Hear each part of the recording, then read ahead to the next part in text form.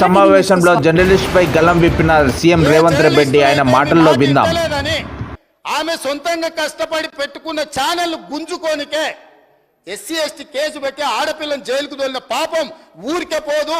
అందుకే ఇవాళ మీ ఇంట్లో జైల్లోకి పోతున్నారు అధ్యక్ష.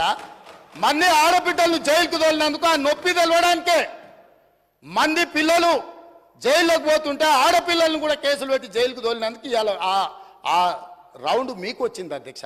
ఊరికే రాలే, చేసిన పాపాలు ఊరికే పో అని పెద్దోళ్ళు చెప్పిండ్రు అధ్యక్ష. మమ్మల్ని అందరినీ జైలుకు తోలిండ్రు, రాజకీయ కక్షతో దోలలే. ఫామ్ హౌజులు కట్టుకున్నది మీరు, ఫామ్ హౌజులు కట్టుకున్నది మీరు, నియమాలు ఉల్లంఘించింది మీరు.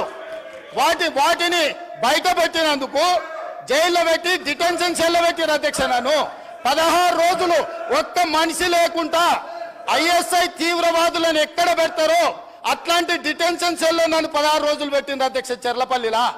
నేను భయపడలే.